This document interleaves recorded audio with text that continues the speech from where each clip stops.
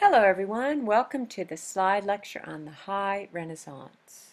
The term High Renaissance refers to the time from the late 1400s until around 1520. Now this era is associated with a few powerful personalities in art, such as Michelangelo, Leonardo da Vinci, and Raphael. In fact, all the Ninja Turtles were active during this time. There were many other remarkable artists working throughout Europe, as this was a time of great innovation and attention to the arts. The Medici family rose again to power, and they resumed their patronage of the arts and support of the public works after being driven from power for several years. There was this powerful monk named Savonarola, and you can see him pictured at the left. Now he was the one that influenced the artist Botticelli, so that later in life he stopped painting. Now Savonarola was an interesting fella because he preached against all of the trappings of the rich, such as fine artwork, books, beautiful clothes, so that people actually burned these things. Now, of course, eventually it all turned around, and he was eventually hung as a heretic. So he was hung at exactly the same place where they had burned all of the stuff in the bonfires of the Vanities a few years before. Even after his death, though, the period of the High Renaissance continued to be one of great political and social upheaval, even as the arts and sciences flourished.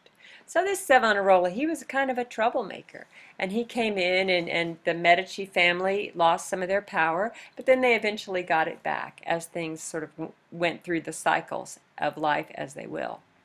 So let's talk a little bit about architecture. The architecture of the Renaissance was strongly influenced by the humanist movement that we talked about in the last segment.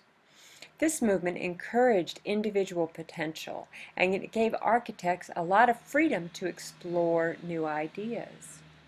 The fundamental idea behind this developing style was a belief in a natural order, that there was in fact a perfect harmony which could be achieved in our lives.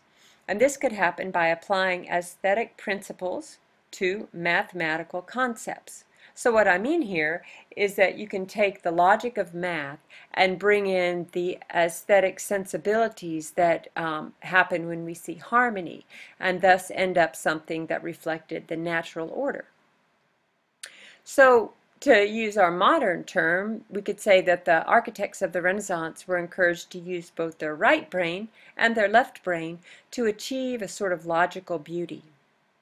One of the most influential architects was a writer and philosopher named Leon Battista Alberti, just known as Alberti. He wrote a treatise called On Painting, which gave guidelines as to how to create a successful painting. Hey, did you hear that? Alberti, A-L-B-E-R-T-I, wrote a treatise on painting, which gave guidelines as to how to create a successful painting, and you will need to remember that. According to Alberti, there were certain fundamental divine truths involving beauty, God, and harmony, and it was the job of the artist to embody these truths and to create works that would bring the viewer to an experience of a higher order of things. In architecture, this manifested in a refined perfection and order. He sought to create forms in which nothing could be added or taken away without destroying the overall statement. Alberti believed that the circle was the shape that best embodied this universal harmony. Above is the facade for the Santa Maria Novella. In this structure, Alberti replaced the existing Gothic front with this new front, this new facade. This design demonstrates his belief in harmony and proportion. Now, I want to point out something from hindsight in the year 2015, and that is that this does reflect harmony, but it is so symmetrical that what we don't see is a sort of a tension or disharmony that's innate in life. Alberti traveled to Rome and he dedicated many years to studying the Roman ruins. He believed that part of his life's work involved helping to preserve those ruins and the architectural ideals of ancient Rome. To this end, he designed buildings based on classical Roman architecture, and we see this in the church above right in Mantua, Italy. Here's the front of the church. It's the Church of St. Andrea, but you don't really need to remember that. I just want you to consider how the influence of Rome and Greece is so prevalent in the Renaissance. In this facade of the church, he uses both the columns and arches of Roman and Greek builders. But here, they're really more just decoration. They're not really holding anything up. Now let's look at the inside of the church as we see on the left. And this looks very much like the drawings of the old Roman Forum. Now let's talk about a little different fella. This is a couple of architects. We have a little temple built by Bramante on what is supposed to be the exact spot where St. Peter was martyred. In order to follow the Roman tradition of building temples to their martyrs, Bramante followed a classical style, but he also added elements of rhythm and proportion to be faithful to the humanist tradition.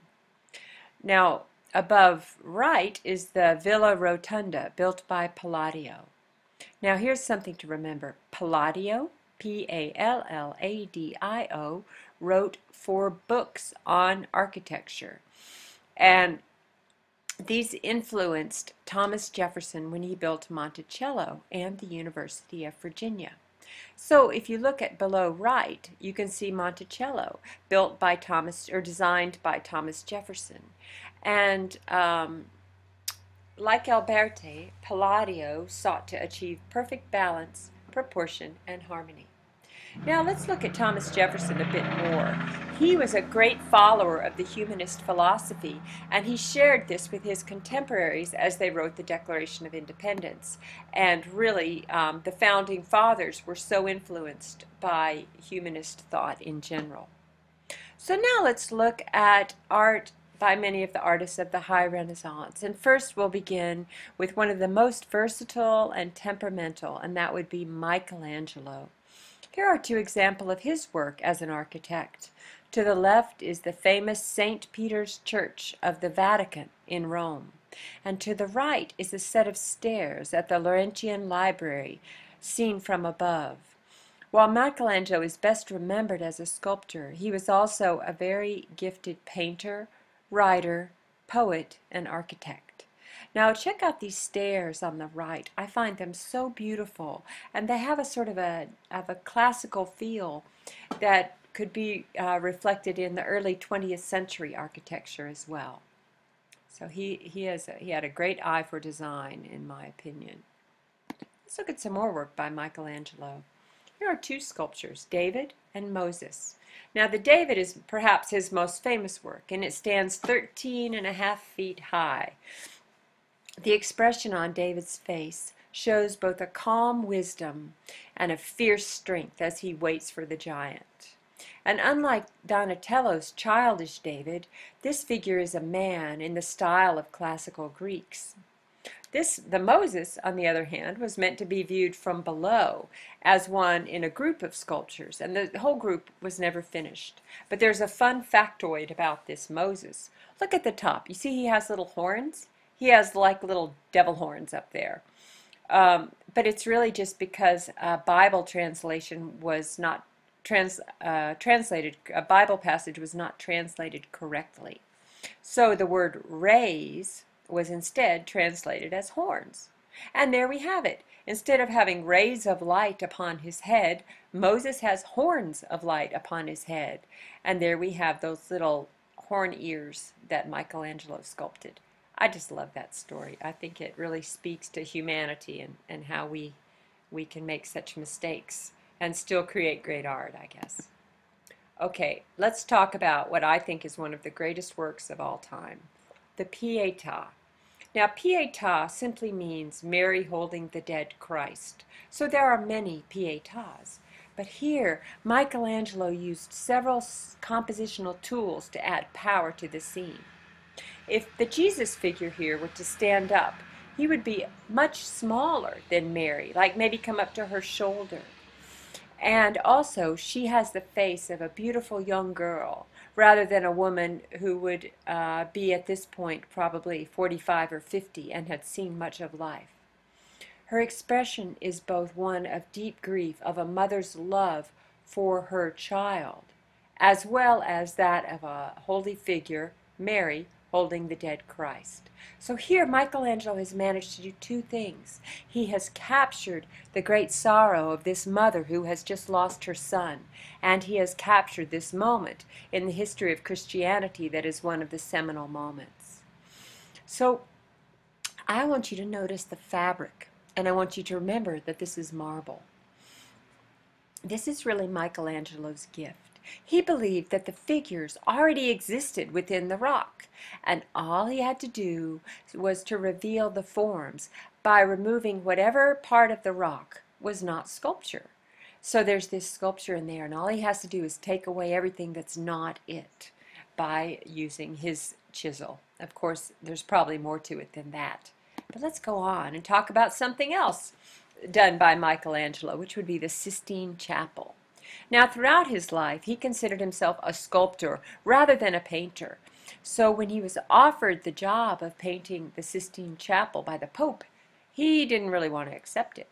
So he finally did agree, and the result is truly a masterpiece. These are frescoes, painting on plaster, and it took him 4 years to complete. In order to do the work, he stood on a scaffolding and he painted over his head. And looking at the ceiling as a whole, it is easy to be overwhelmed by all of the scenes. Yet if you focus on one at a time, each scene is such a beautiful work of art unto itself.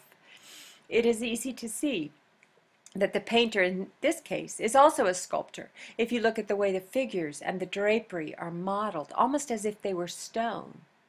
To the right above, we have one of the most famous scenes, and it's in the middle. It's called the Creation of Adam. And the figure on the left is called Zacharias.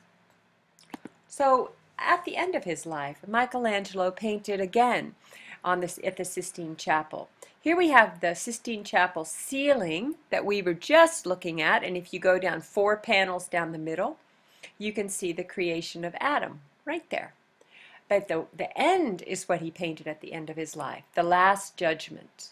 And this painting shows his bitterness and disillusionment.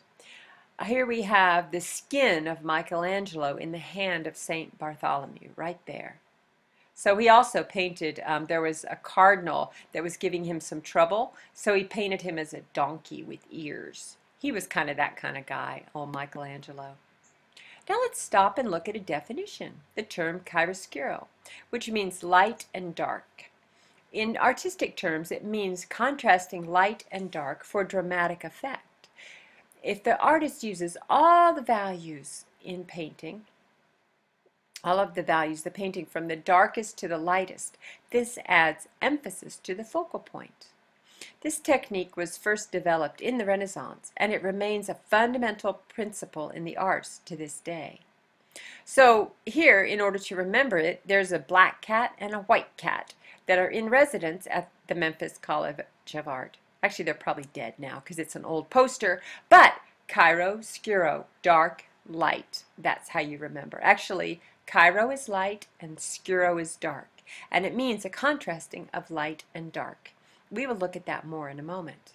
But another tool, oh, this is a vocabulary word. I hope you figured that out. Another word that is a vocabulary word is called sfumato, which means a smoke-like effect. And an easy way to remember this one is to think of fumes or smoke. Leonardo used this trick to creating a feeling of mist or fog in his work. But it's also used when an artist wants to create soft edges, such as when painting soft hair against light. Now think of a portrait, just any portrait. And there's a condition that we call helmet head, when it looks like the hair is kind of cut out and pasted on the background. That's the opposite of sfumato. So if you're painting a portrait, you put all the sharp lines in the center of the face, in the contrasting, and make a soft haze around the hair. So this little discussion of portraits has brought me to the end. Next up, more on